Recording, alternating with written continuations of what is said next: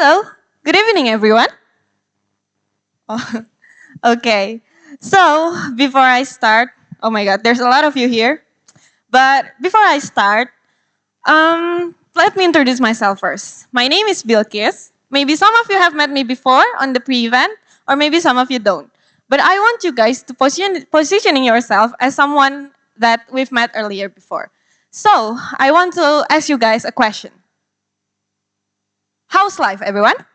How's your life? If you guys feel the same way as I did, you can raise your hand. Because currently, my life is a bit of juggling between pretty much many things, as like assignment, organization, and also maybe KKN, if some of you guys familiar with that.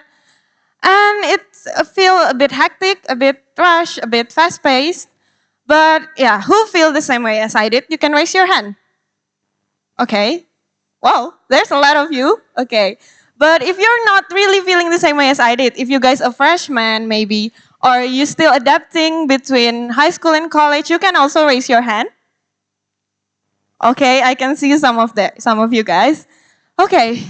So pretty much our life looks kind of like this. It feels like standing in the front of a fire every time. Or also it feels like sitting in the corner of your room crying. Or also it feels like every time is a one mental breakdown later. But yeah, in this moment, I actually started questioning, is really a confidence is doing all of the things you love, but also feeling overexhausted, feeling it very fast paced till it drain you. Is that really the true meaning of confidence?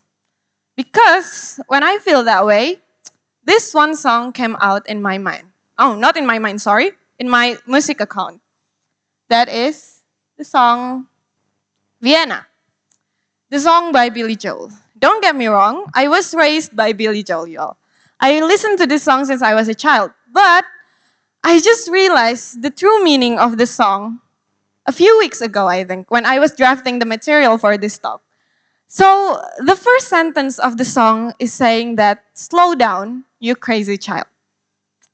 It's basically very ngena gitu when I was first listening to it, because like it's really remind me, oh, I'm really did living a fast-paced life. Because I was in a rush.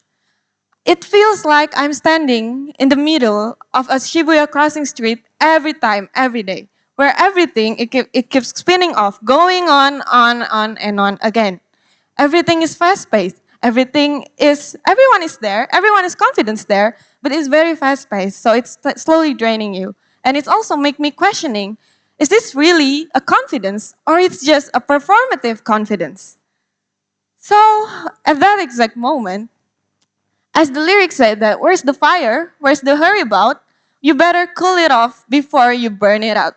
Because as you guys expected, I'm burning it out. So actually, at that exact moment, I also read a journal from Christina Maslach that breaks burnout into 3 points. As first, there's emotional exhaustion, and then there's depersonalization and reduced sense of accomplishment. Let me tell you a bit of a story. If some of you guys have met me before, maybe in an organization or any event, you may know me as the one who making a content, the one at the public relation. So I really love making a content. I really love to promote something. But in my rush era, I was feeling drained. I was feeling like I have no energy to making a content, to promote something. And then I also feeling like I'm disconnecting from what I truly love. And also, I'm attending a meeting, I'm attending an event, but I'm not really there, you know?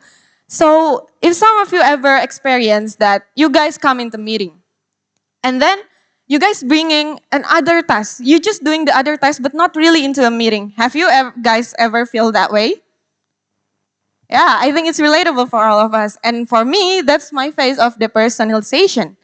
And then a reduced sense of accomplishment is like feeling nothing you do is enough. Because I'm still doing all of the work that I have to be done. But at the end, the result is not what I expected. I feel like it's not really something that will came out from my hand. So yeah, that's my reduced sense of accomplishment because nothing I do is ever enough.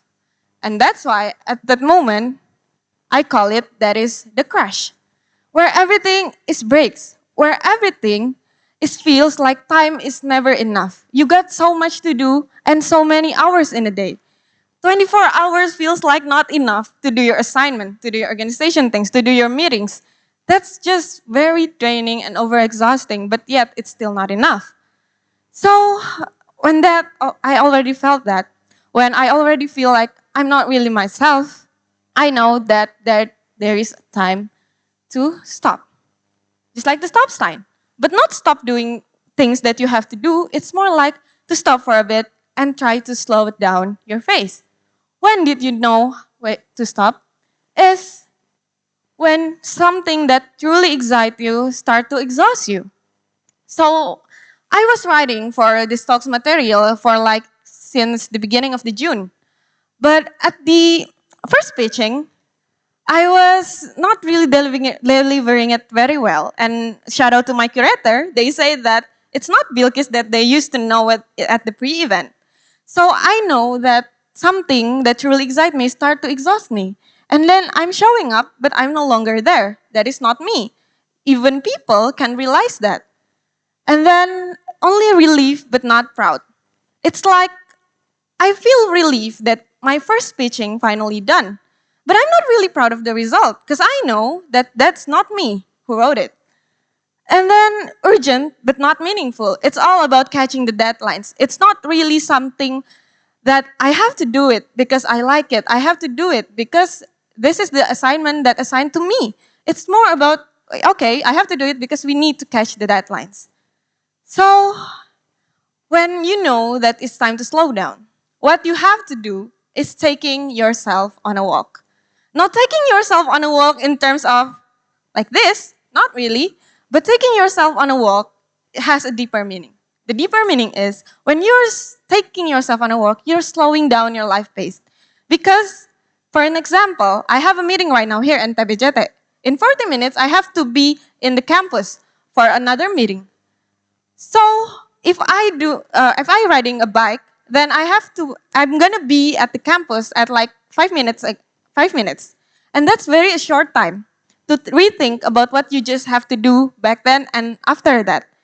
So by walking, you will have time to think and reconnect to yourself. Have time to evaluate what you do and what you have to do next. And also, by walking, it's not really to reach your destination. It's more of like to rethink about your destination, about what things you have to do. Because truly, the key points to regaining your confidence is to finding confidence again. It's through the lens of the self-determination. The lens of the self-determination basically telling you about that confidence comes from three things. There is autonomy, competence, and relatedness. By reconnecting with yourself, you will regain your autonomy over yourself. And then by regaining your autonomy, you will have regain your competence. You will starting to realize that what's truly you can do. And there is relatedness. When you really know yourself, but you starting really know what to do and what you're competent about, you will reconnect with the people that working with you. The people that maybe you're distancing at the burnout pace. So that's why it comes again to what Billy Joel said, that actually, if you guys starting to questioning what I talk about right now, what is the relation between Vienna, confidence, and also a burnout? It's basically, as Billy Joel said, that Vienna is metaphor for balance, for the part of your life that's waiting for you.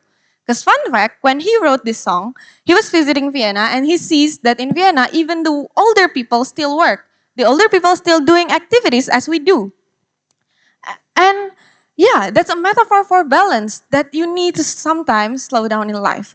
You need to, yes, you can find a confidence in the middle of Shibuya crossing as what I find back then on the pre-event. I find it on a loud, crowded place.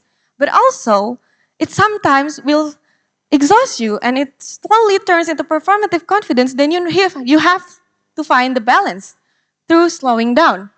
So Vienna, for me, is basically isn't a place. It's about part of my life that wait until I was ready to listen. Because let's be real, I was listening to this song for like years, and I just realized the true meaning when I truly feel it, when I truly need to slow down. So sometimes Vienna is truly waiting for you. You have to reconnect, you have to reevaluate your work pace. Maybe you have to reevaluate if you feel exhausted. You have to slow down in order to feel being you again, in order to regain your confidence. So, before ending this talk, I just want to ask you guys a very simple question that when will you realize that Vienna waits for you? That's all from me. Thank you.